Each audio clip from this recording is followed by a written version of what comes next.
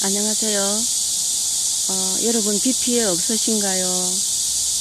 저는 제가 부산에 오고 나서 직장생활 하면서 부산에 왔는데 오고 나서 이렇게 몇 날 며칠을 폭우가 퍼붓는 건 처음 봤습니다. 진짜. 그런데 그렇게 퍼분 폭우에 비해서 근데 이런 폭우는요 태풍 올 때 왜 뭐 하루도 안 되고 한나절 정도 퍼붓는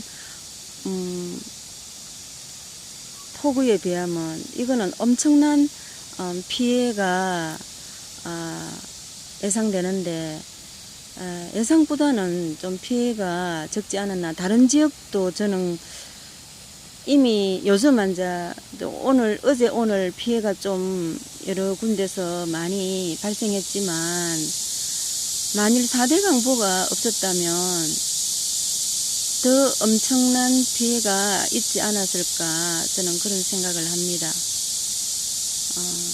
외국 유럽의 선진국들 보면 얼마나 많은 제방과 보로서 물을 철저하게 관리하는지 아시는 분은 다 아실 테지만요. 그러나 어쨌든 폭우가 이제 좀 멈췄으면 싶습니다. 또 태풍 온다 하니까 또 걱정이네요. 그런데 제가 영상을 여러 번 찍었는데 모두 삭제를 했어요. 마음에 안 들어서. 그리고 제가 이 밖에서 이렇게 하는 거는 저 채널 방송을 통해서 실내에서 한 거는 사운드가 너무 약하고 밖에서 한 게 훨씬 더 크게 들리더라고요. 시청자들한테 제 목소리가 너무 작게 들려가지고 짜증을 줄까봐 싶어서 걱정도 되고, 사운드가 조금 더 큰 게 시청자들이 더 편하게 시청할 수 있지 않겠나 싶어서 되도록이면 저는 밖에서 이렇게 찍으려고 하는데, 아시다시피 너무 비가 많이 와가지고, 또 잠깐 사이에 찍은 것은 쫓기다 보니까 막 엉망이 돼버리고, 그래서 제가 삭제를 좀 많이 했습니다.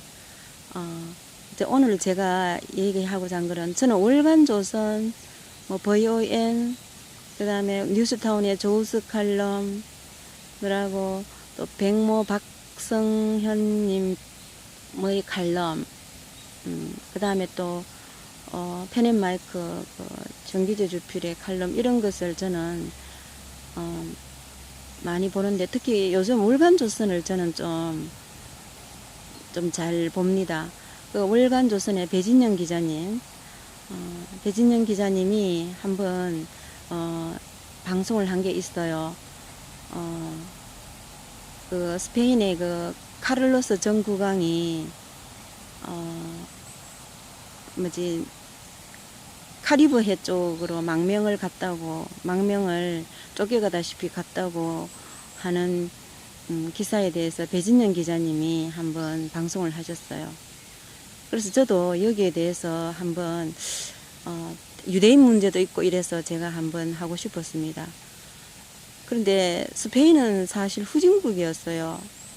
후진국 스페인을 지금 스페인으로 만들어 놓은 그 장본인이 바로 전 스페인 국왕, 지금 망명으로 쫓겨난 현 스페인 국왕의 아버지 카를로스 국왕입니다. 카를로스 국왕은 그 스페인 내전 일으킨 프랑코 총통 알죠? 그 쿠데타 일으킨 그 프랑코 총통의 보호 속에서 어린 시절을 보냈거든요. 그러니까 프랑코 총통도 그렇게 집권을 해서는 자신이 죽으면서는 이 다른 사람에게, 자식이 아닌 다른 사람에게 정권을 넘기려고 했고, 그중 한 명이 바로 스페인 왕실의 카를로스 국왕이었습니다. 그런데 사실 스페인은요, 프랑코 총통 이전에 프랑코 총통과 이 카를로스 국왕이 스페인을 많이 발전시켰다 해도 과언이 아닌데, 이전에 스페인은 좀 후진국이었고, 그런데 여러분 알다시피 신학로 개척하는 15세기, 16세기에는 세계 최대 강국이 스페인과 포르투갈이었잖아요. 그렇게 강국이었던 스페인이 후진국으로 추락하게 된 거는 종교상 또 여러 가지 이유로 스페인에서 기반을 잡고 있던 유대인들을 스페인에서 많이 쫓아내버렸어요. 그러니까 신학로 개척으로 강대한 전성기를 누린 아메리카를 식민지로 지배하면서 막대한 물자를 교육을 통해 가지고 부를 부렸던 그 스페인과 포르투갈이 스페인 포르투갈 내에서 부를 독점하고 있던 유대인들을 쫓아내면서, 스페인은 원래 가톨릭 구교의 나라니까 유대인들의 유대교하고는 좀 안 맞죠. 쫓아내면서 이렇게 후진국으로 추락했고, 이제 그러니까 유럽 산업혁명으로 무장한 영국, 프랑스, 독일 이런 나라에게 밀려가지고 추락하게 되었고, 그 추락한 스페인을 지금의 스페인으로 일으킨 게 이 지금 쫓겨난 이 카를로스 전 국왕이었다는 거죠. 물론 그 전에 프랑크 총통도 스페인 발전에 기여를 했다고 볼 수 있고, 프랑코 총통이 잘한 거는 스페인 내전의 한 원인이기도 한 사람이지만, 그래서 많은 100만 명 정도의 사람이 스페인 내전으로 희생되었죠. 스페인 내전과 관계 있는 영화도 뭐 있었죠, 그죠? 무기여 자리 끌어가. 어쨌든 그런데 저는 현 국왕의 아버지고 전 국왕인, 그리고 민주화의 아버지인 그 스페인 전 국왕을 몰아낸 스페인 검찰 사법부가 참 부럽습니다. 현재 우리나라는 그 아들 병역 문제가 있는 추미애도 하나 건드리지 못하잖아요. 어떻게 그냥 권력의 갑인 현 국왕의 아버지를 검찰과 사법부가 압박을 하니까 각종 비리가 너무 많아가지고요. 그 민주화의 아버지가 왜 그렇게 추락했는지 저는 참 이해가 안 되지만요. 예를 들어가지고 많은 여자 문제로 추문을 일으키고 왕실의 체면을 많이 깎았다고 합니다. 최근에 그 카를로스 전 국왕이 또 국왕 자리에서 아들에게 물려주고 물러나게 된 것도 그 추문과 관계가 있고 여러 가지 비리와 관계가 있었다고 합니다. 그런데 카를로스 국왕은 자신이 스페인에 기여한 게 너무 많고 민주화의 아버지니까 그런 막대한 비리를 저질러도 국민이 용서한다고 착각을 했을까요? 어쨌든 저는 지금의 그 스페인이 참 부럽습니다. 그런데 제가 스페인이 후진국이었다 지금 다시 또 올라왔다, 지금은 선진국으로 지금은 뭐 도약했다고 볼 수 있지만, 그 유대인을 쫓아낸 게 그 스페인의 실수라고 저는 많이 듣기는 들었어요. 그런데 사실 유대인들의 문제는 우리가 어릴 때 유대인들이 뭐 노벨상을 많이 타고 이러니까 참 우리가 동경을 하게 됐지만, 유대인들은 보면 우리 인류 문명에 재앙과 축복을 동시에 준 것 같아요. 아인슈타인 같은 과학자나 또 예수님도 유대인이잖아요, 그죠?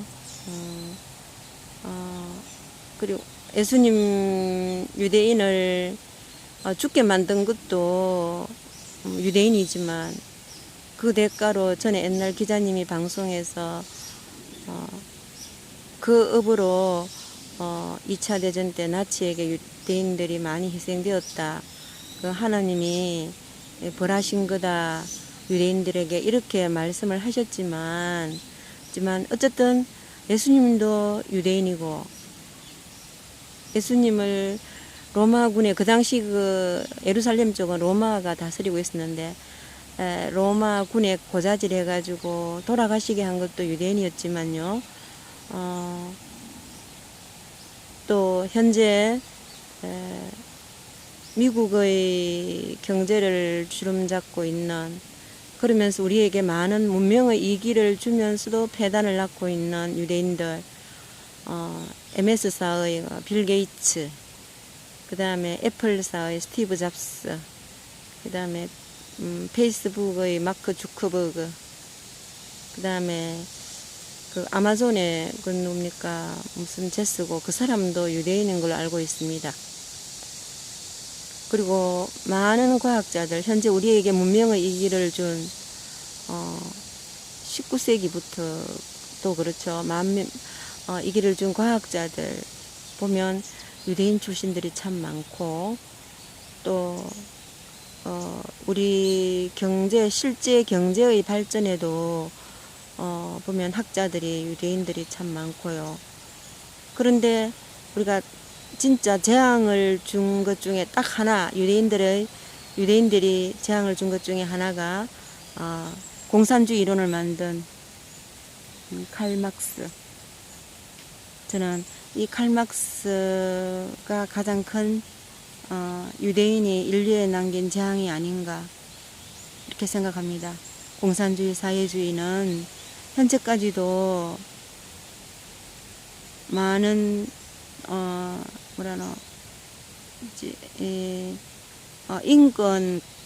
반인권의 잔악함을 보여줬고 지금까지도 진행형입니다.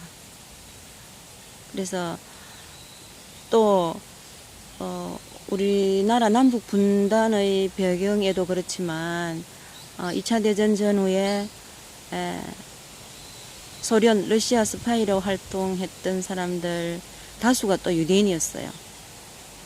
그래서 유대인들에게는 음과 양이 다 있지 않나 그렇게 생각하고, 또 요즘 문제가 되고 있는 극소수 지배층의 조직이라고 하는 거, 일루미나티 뭐 이런 딥스테이트 이런 것도 보면 유대인들이 많이 주도하고 있죠.